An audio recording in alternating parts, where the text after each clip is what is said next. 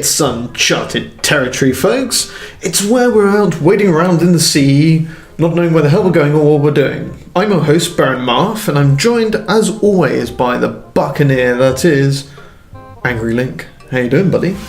Getting there, yeah. Some interesting stuff this week.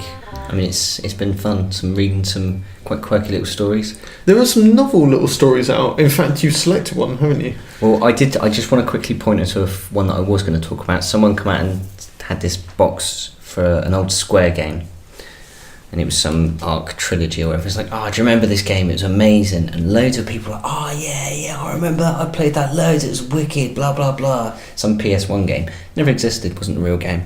Excellent, that's great. Oh yeah, I remember that. This game was amazing. You never played it. Yeah.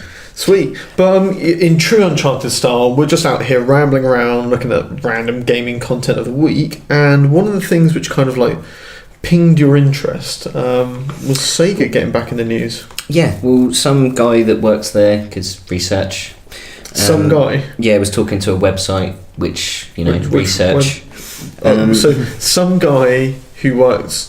For Sega. Right, so we've got that. So it's definitely some guy who worked at Sega, yeah. But some guy who works at Sega spoke to some website and basically told them that they're looking to their back catalogue for potential inspiration for new games or Can I just IPs. say kudos on the research. I feel like we've very much nailed this point. Yep. Check out the links which aren't below. Yeah. Yeah. So or check out the links that Google will provide. Yeah, I mean, what do you want from us? Can't you Google it yourselves? I mean, geez. They've spent enough money. Why should we waste our efforts to do a job inferior that they could do? I was able to Google it. You're smart enough to be listening to this. I'm sure you can Google it. Wanty listeners. So yeah. So to frame the point, really. That's how to keep them listening. I was looking at sort of what games would you like to see? Because I know you were a Mega Drive fan. Yeah, look, I had one. I don't know if you was Saturn and Dreamcast at all. So Sega basically said we're going back to our back catalogue. Yeah, we'll go back and look at our IPs and see what's worth. Basically, shake the sofa and see what coins can fall out. Exactly that. And like you say, I owned a Mega Drive, and I thought about this, and I thought I can think of loads of great games on the Mega Drive. I don't think any of them were made by Sega. So we can obviously. I know there's two that we can scratch off instantly. That one that I know that you'd always be like, yeah, they could just do whatever they want to that as long as it's Streets of Rage. They could bring that back in any shape, way or form, and I think you would buy it. You bought Deadpool, so you'd definitely buy it. Don't be like that. That's a low blow. But a valid one though. Yeah. Well, no, if I would, I must admit, I'd probably buy Streets of Rage based on the title being on the nostalgia carrot, as we sort of coined earlier when we were discussing this. Yeah, that whole thing where there's two ways the nostalgia carrot is used. One, they stick the stick up your arse, but then it still dangles a carrot in front of you, and you're chasing it whilst getting shafted. And filmed and then being uploaded to YouTube. Or I feel there's one which is slightly more extreme, where basically they pull the stick out and swing the nostalgia carrot around the head like some sort of spiked mace, something. Or Morning Star. Yeah, exactly. Or Morning Carrot. Yeah, Morning Carrot, and beat you around the face with it. And I think that's that. So all they'd have to do is cough the word Streets of Rage. I'll be like, £50 done. Yeah, thanks very much. So that's a dangerous one. And obviously the IP that you put it in a great way that they've already been using this model for the past 15 years. Unfortunately, it's with the same IP. So it's just rehashing Sonic over and over again. Oh God, man! If I see any more Sonic, I'm going to scratch my eyeballs out. They've hit a couple of good ones, like Sonic Transformed was really good, but I think that was more down to the work of Sumo. Who are a good studio. They are solid. They do some great work. And yeah, even the Sonic IP couldn't hinder their success rate. No. Exactly. That's how good they are. But I don't know. I think that there's more to it than you think. Look, let me just flip one idea to you, right? Super Mario, yeah. Yeah. Sonic. Oh yeah. No, we're going to go on that whole early '90s fanboy debate. In the sense that we both agree that Sonic isn't the winner. No, but everyone had that, like, it was a console war thing, it was the lead character for both consoles, it was, Sonic versus Mario. Basically, you weren't really allowed to like Mario if you owned a Mega Drive. Yeah, pretty much. You could, but you just couldn't tell anyone. Well, all I'd say is the Sonic fans basically just rolled up into the fetal position and died, as did Sega. No, they stuck around because they're still making games for them. No, but no. Sorry, Sega enabled them. No, you nailed it perfectly in the last one, actually, because you said they're still making the game or making games for them. Well, actually, I think that they're the ones making the games. The fanboys are making the games.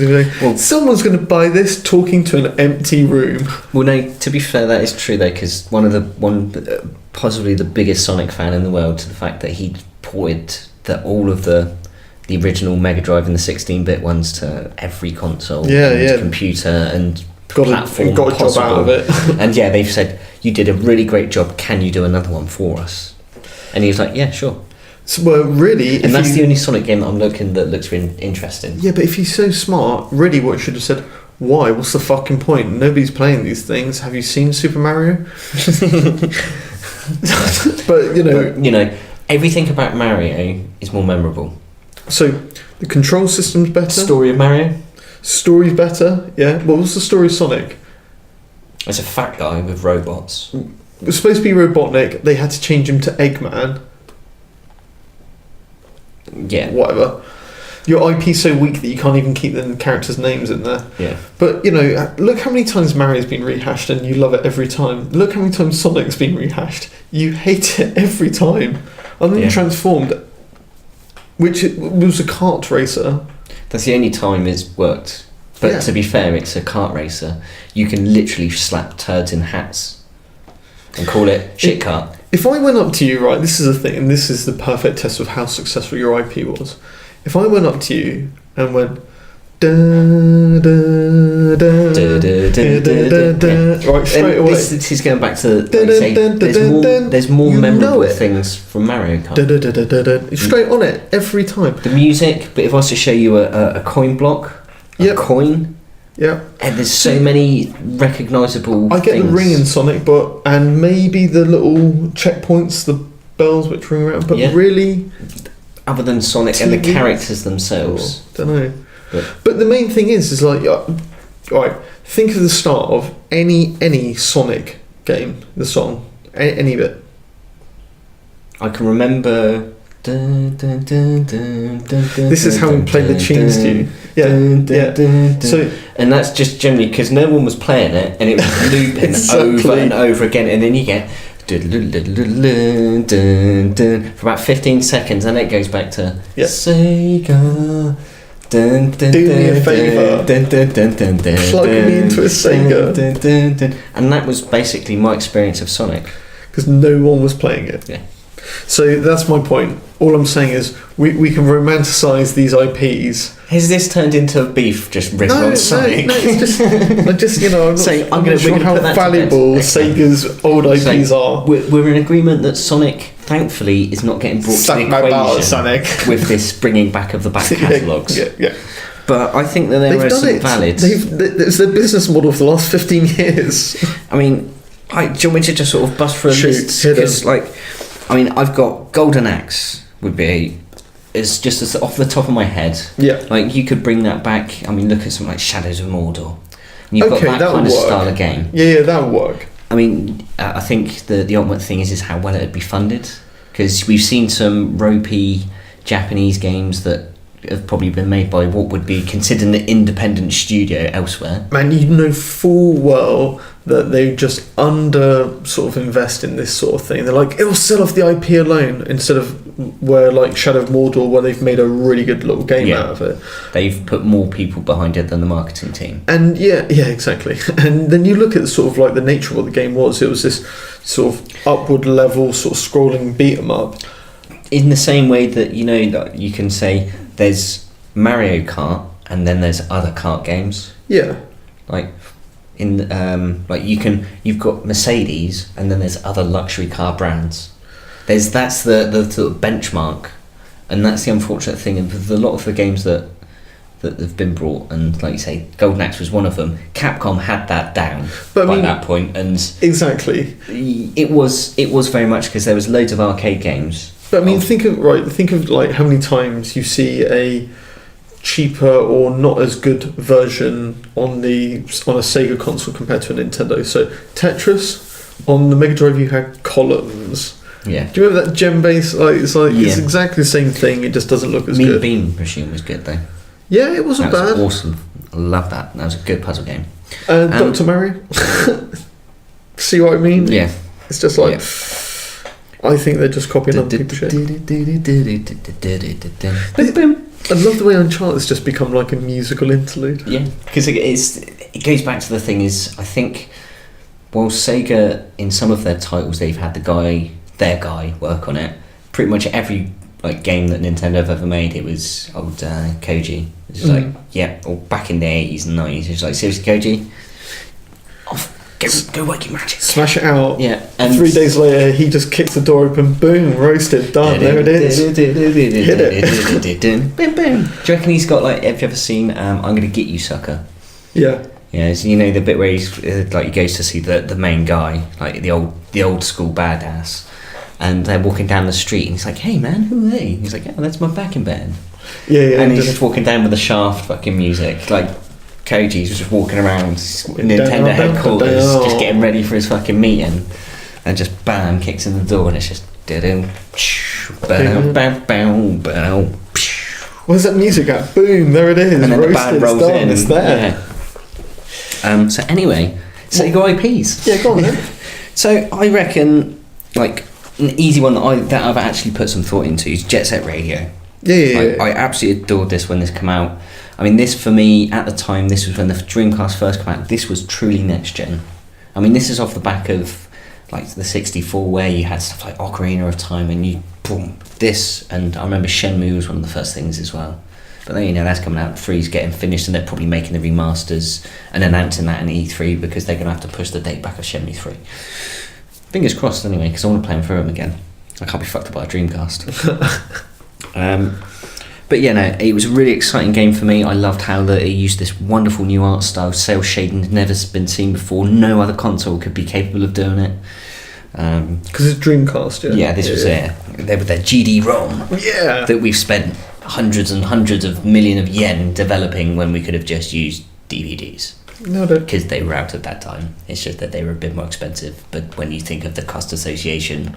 Whoops. Yes. That's some bad mess. So yeah, I'd keep the art style because I think that's great. Just obviously update it to more modern, because having played the I was just about to the ask arcade you, one. Have you gone back to it? Because I knew you was going to ask that, and I'm already I have played it, and it hasn't aged well. It's shit. It's not shit. It's just boring. Yeah. Really I don't boring. think I couldn't finish Janky it. controls. It's just the frame rate and obviously the resolution. It's somewhat like Runs like a pig. if I had this on a 3DS, it'd be amazing. Yeah. If I was partially blind, if I had a small cataract, then this would be amazing. But yeah, so I would keep that art style, but update it, because I mean they did look great at the time. I mean, I think the original Xbox, that one, Jet Set Future, I think that might look a bit better, because I did remember that did look fucking phenomenal. Again, at the time, I haven't watched anything on it since. Give me that nostalgia carrot. Whack. Yeah, that's it. Whack. And they just show me that, just literally show it to me behind a shower curtain, so I could just see silhouettes. That's essentially all I'm seeing. So you're saying this is actually position 1 up the ass with dangling over your head, opposed to smash around the face? No, it's just a promise of a carrot at the moment. Ooh, so silky. So a couple of things that I do, obviously, because it always works, it's bigger and better. I'd expand the map size, but I would try and incorporate like an overworld hub system. Yeah. Sort of a la Mario 64. So you've got the castle where you can float around and have some fun in and learn and out and try new stuff. Yeah. You can practice the game without any worries about dying and lives and all of this shit. You know, on where it used to have, like on Tony Hawk, you'd have like the different levels. So one would be like Mardi Gras, another one would be some, like There'd always downtown or be Chinatown or something. Something distinctive about the levels. I'd like if they did that in sort of like a district style of one map, so you could just go into that bit. That's that. And everything's, that's a skate park. That's the sort of like Californian bit or whatever. Everything's got its own distinctive vibe, and the music's all a bit different. Yeah, and the it'd be cool. people, But so you've got a obviously the map size is bigger, not obviously massive, it doesn't need to be huge. You can use the verticality of a level to really great effect. Because I remember that was the real good thing about the first one. It was just you're going up and down and around and everywhere. It's not just like you're running from left to right doing jumps or anything like that. It was a truly three-dimensional game. Yeah. And again, they could do some interesting things. I mean, I loved how they used the motion of the controllers to represent the spraying. Yeah. But I love the idea now that you can bring, and with all of these library creators and stuff, how personable it could be. It would be a very short period of time until I got some sort of phallic image sprayed. Well, no, until got banned for some phallic image. No, yeah. But then again, having some open world, because going back to this sort of hub world thing, it's just an online hub, but you can then sort of multi and co-op levels with people, and you can go and tag certain bits. You've got is it in certain games, sports games, I think Steep did it, where you can create a line and you've got to get like a horse kind of game where you've got to match it beat for beat, and you could potentially do that on certain landmarks and shit. So if you get there and you actually beat the score, or you actually do, you can tag over their work. And I love this whole competitive nature that you could bring. Balls off. No, it's not a horse. Yeah. Yeah, smooth. So okay, all right. So there's potential. Like another one, Comic Zone. Comic Zone is okay. I mean, I remember fighting a lot of rats in sewers and jumping between squared boxes. But I think it could do with a sort of HD remaster in terms of visuals. Yeah. Because I think it looked great even for its day. And it still does sort of look pretty good when you think of the technology. It looked good in its day, I'll give it that. I mean, the only thing I would say with HD remasters, I don't like it when they turn a pixel style game like that was, and the HD remaster is doing high-end sort of drawings and make it like they do with the Street Fighters. They take the old version and they make it into like HD drawings opposed to actual like pixeled graphics. So I mean it's one of those, I like the idea they could potentially do stuff that Double Fine do with theirs. So you've got the initial, they use the original concept art, but then if you want to go back to the original how it played when it was. See, that's fine. It works really well when you find that you're trying, and you've got that also in just loads of HD remakes recently. Wonder Boy. Yeah, that was what I was going to touch on. But I'll speak a little bit more about that one later. But yeah. And I like the idea that maybe you could do like procedurally generated panels. So it is always changing and it's never the same game, because there's. Like, everyone talks about this rogue fucking kind of games. Roguelike. That's what games were. Damn it. You got 3 lives. If you were lucky, you might get a continue. And if you were really lucky, they actually put cheats in there so you could get infinite lives. But it was generally, there's your 3 lives, go. Get through it. Yeah, and that was the game. Like Ninja Gaiden. I remember reading some stories that the playtesters played through it and thought, this is too easy. Bear in mind, they failed to realise that they know where all the enemies are going to be. They put them there. They've written the systems. They know how exactly everything works. We saw Satoru Iwata on Game Center DX play a game that he's not played probably in about 15 years, 20 years. Balloon Fight, one of the first games he coded for Nintendo, just going through, if you do this. And he's just mapped through, like mashed it out, just absolutely. I missed the balloon. I didn't get the special purple one or special orange balloon. Didn't even know there was an orange one. Yeah, like, what? So they decided to go. We'll make it a bit more difficult and create a rock-bollock game. And now, because of that, all of their games are rock-bollock hard because that's what they think. That's that's their thing. Yeah, surely these guys have coded this game. They'll be fine. But there's some potential for that there. I think Comic Zone could be a good one. Altered Beast, though, I think could be something really special, because think of something like Monster Hunter and Far Cry Primal. Not necessarily first person, but you could keep it third person. Do you know what I'm thinking? GTA. But there's sort of open world monster kind of thing that you hunt like down. Spider-Man / GTA sort of style open world. Yeah, but there's. You've got different beasts you've got to hunt down, and you've got to defeat them, and then you can gain their powers and they'll become one of your spirit monsters or whatever. But there could be something really interesting to do with that.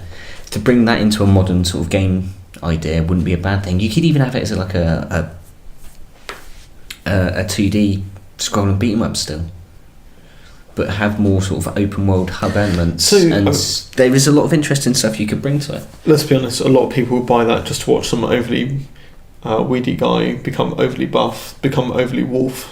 Exactly. Altered. But then there's fucking 42 different beasts to go out and collect and hunt and become. You know, there's loads of stuff. Oh, and don't forget the DLC ones. Yeah. So yeah, there's a lot of scope in the season pass. Exactly. Outrun. I mean, I've got just update it again, i.e. give it back to Sumo.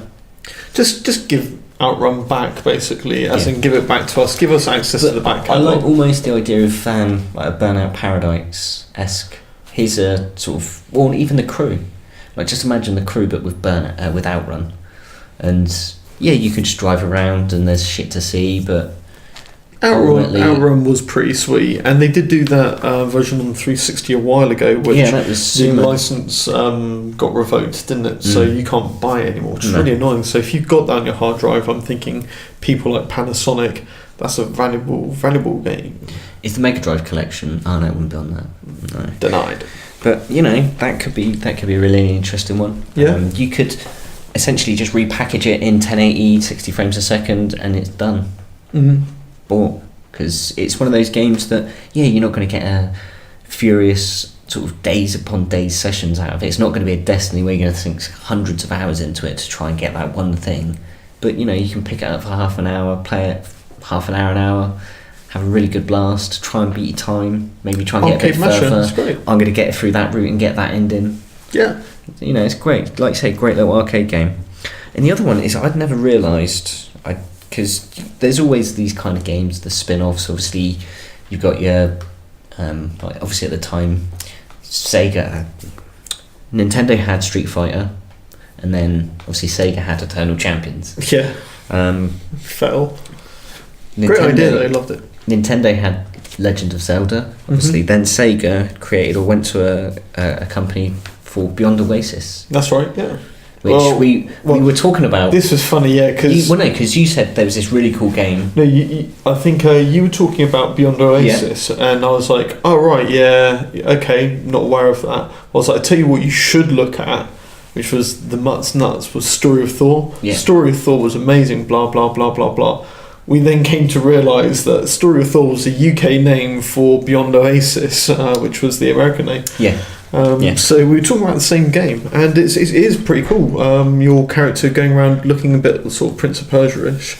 Yeah, I think from what I was reading, wasn't it set in, like you say, sort of Arabian Nights kind of exactly Alibaba, that kind of look. You had an amulet with a big hefty gem on sort of over the back of your hand, and it was used to summon different elements. So you had like shadow, you had fire, water, and all this sort of thing, like a freak, some big massive flame demon following you around. Yeah, but very cool.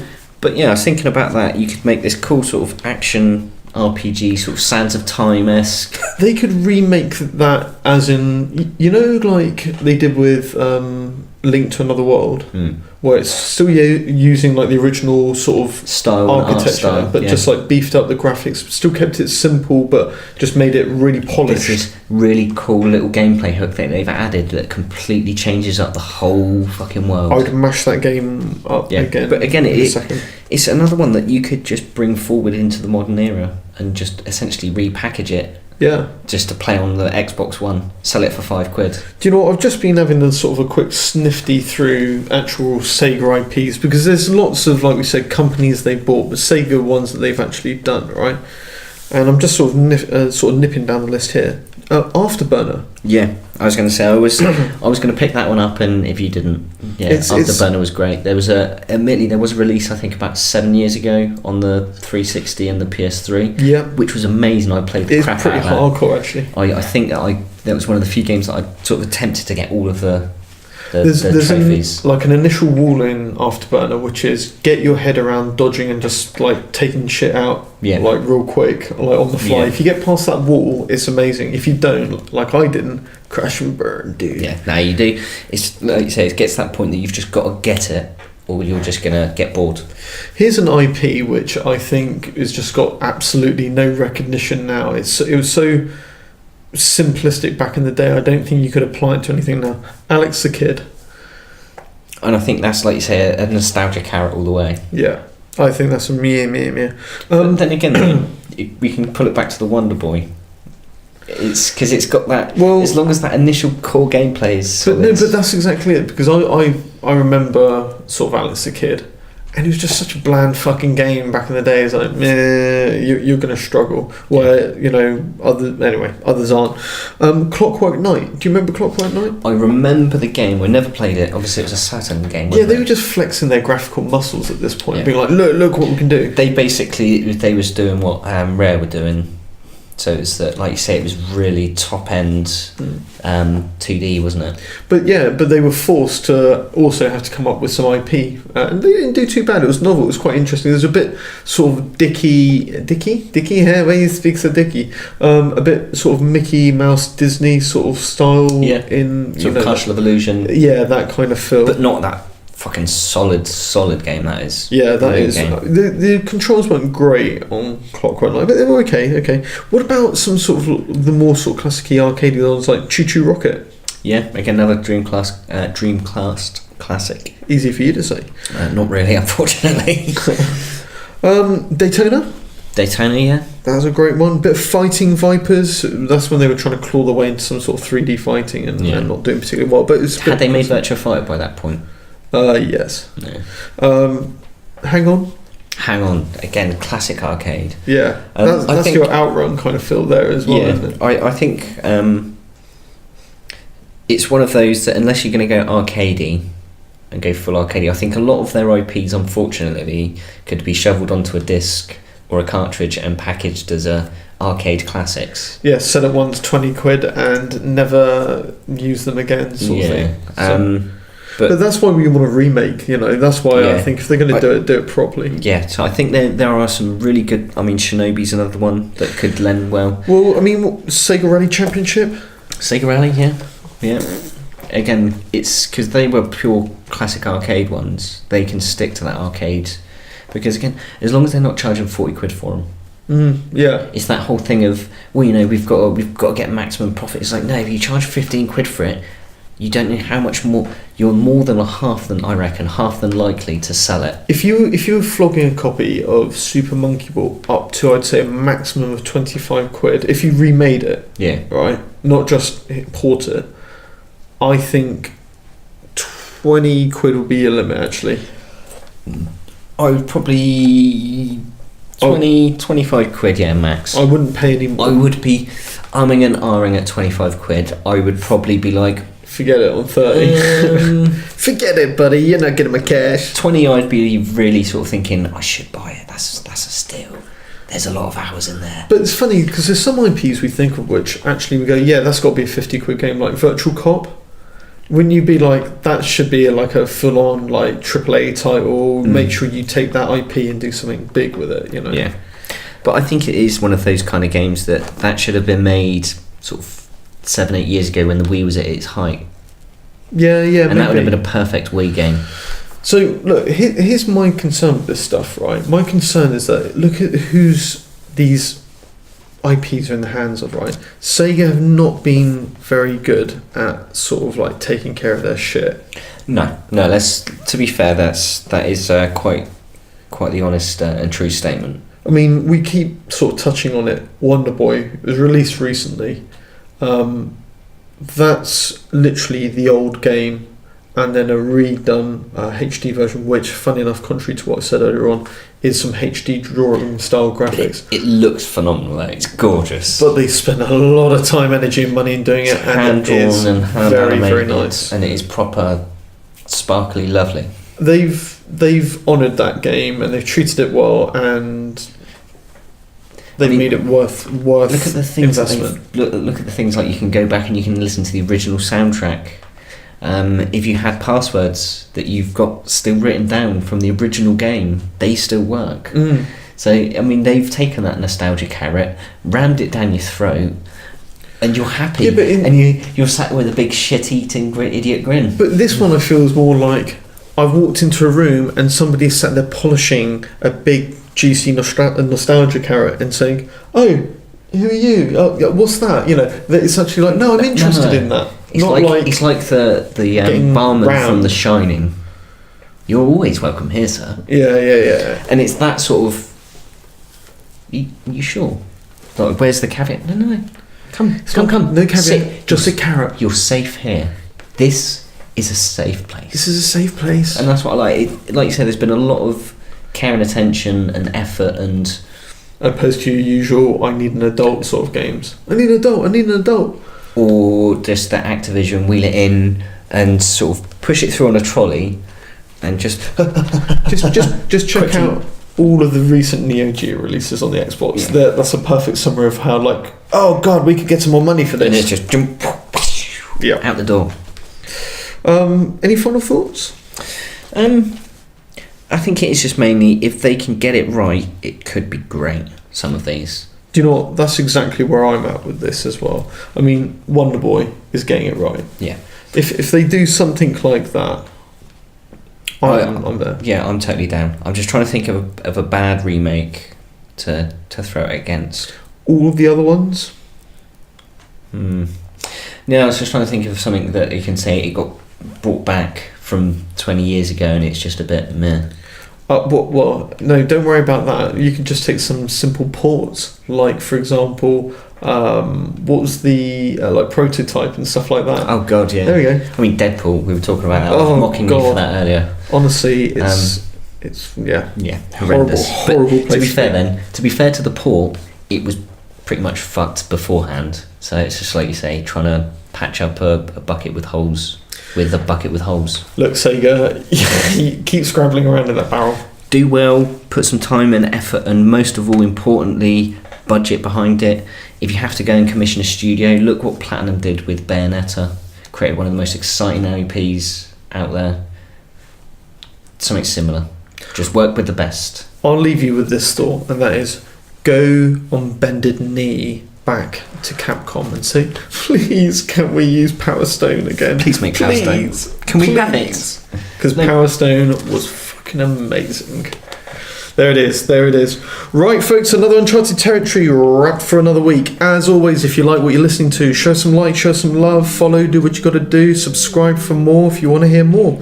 There's more ESG out there. Yeah. So from Angry Link, it's Auf Wiedersehen. And from the Baron, I'm going to say, ta-ta.